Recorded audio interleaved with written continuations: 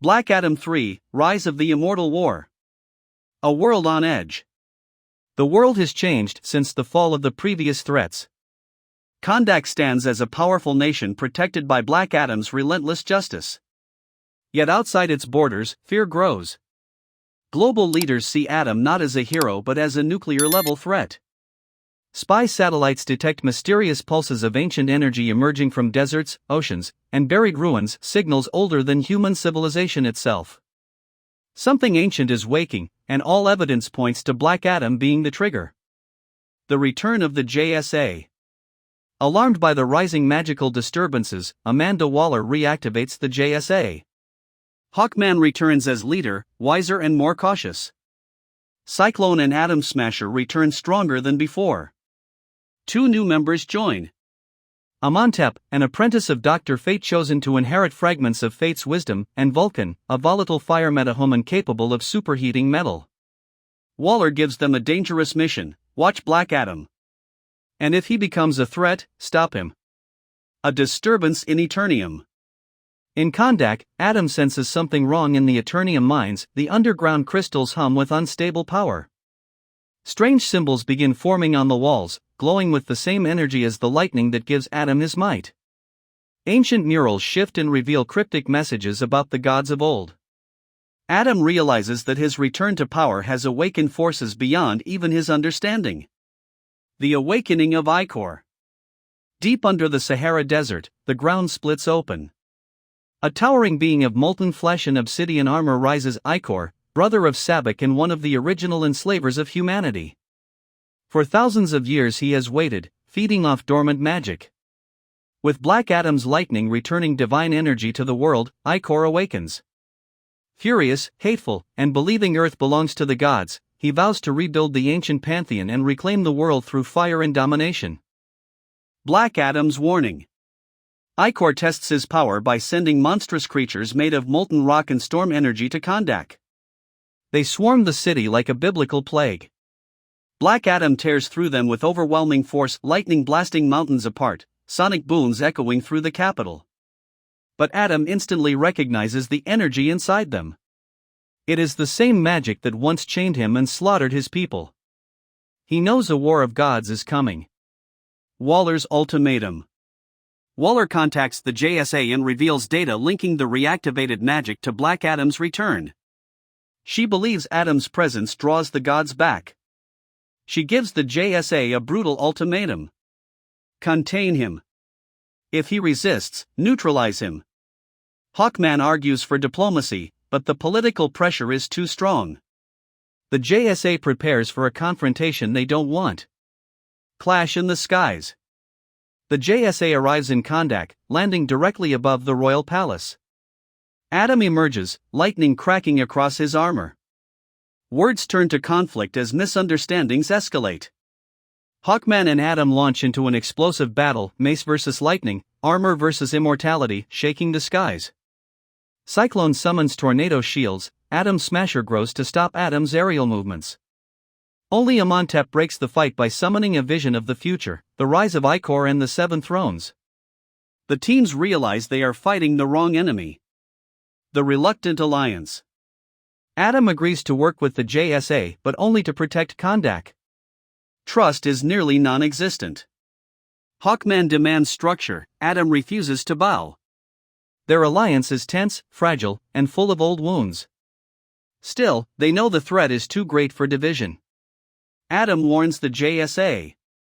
Fight with me, or die watching your world. The prophecy of the Seven Thrones.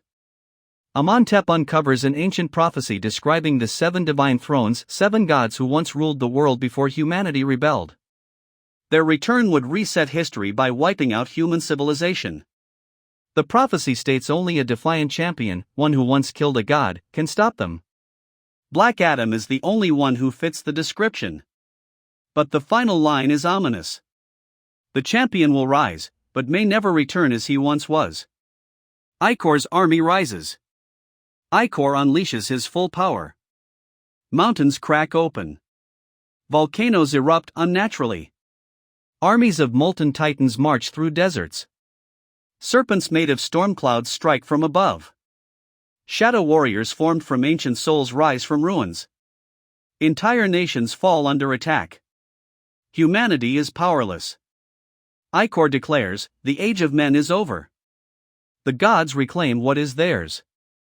Kandak under siege. Ichor's forces descend upon Kandak, the city that has repeatedly defied the gods. Black Adam becomes a storm of vengeance, blasting entire armies apart. The JSA fights desperately to protect civilians. For the first time, the people see Adam not as a ruler to fear, but as a guardian willing to bleed for them. Even Hawkman begins to understand Adam's burden and his pain. The fall of the JSA.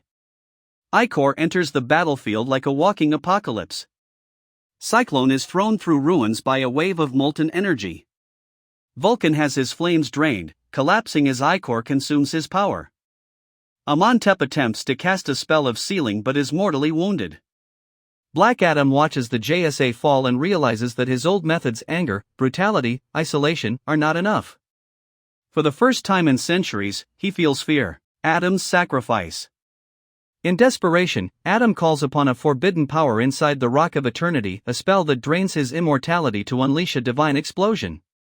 The blast vaporizes Ichor's army and shakes the world. But the spell leaves Adam weakened, vulnerable, and nearly human. Ichor seizes the opportunity, chaining Adam with ancient divine restraints and dragging him to the heart of a massive temple rising from the earth. The 7 thrones emerge. Using Adam's stolen energy, Ichor resurrects the remaining 6 gods of the ancient pantheon. Each god takes a throne, forming a circle of unstoppable power. The sky bleeds crimson. The clouds swirl like a hurricane. Magic floods the world. Humanity trembles as the gods declare their dominion. The countdown to Earth's destruction has begun. The JSA's last hope. A dying Imhotep reveals Dr. Fate's final secret. A ritual capable of restoring Black Adam's powers and elevating them. But it requires merging Adam's soul with the spirits of ancient champions, potentially erasing who he truly is. Hawkman refuses at first, not wanting to sacrifice Adam's identity. But Cyclone reminds him, if he doesn't rise, the world falls. With no time left, they begin the ritual. The reforging of Black Adam. The JSA enters the astral plane. They find Adam's spirit broken, doubting his worth. Hawkman speaks to him with rare honesty. You've spent centuries fighting alone. This time, fight with us. The spirits of fallen champions merge with Adam, reforging him into a divine warrior of pure lightning and celestial power. He awakens reborn, glowing with white, god-level lightning. The defeat of Iicor. In a final clash, Adam channels all the merging spirits within him and releases a lightning bolt so powerful it pierces Icor's immortal heart.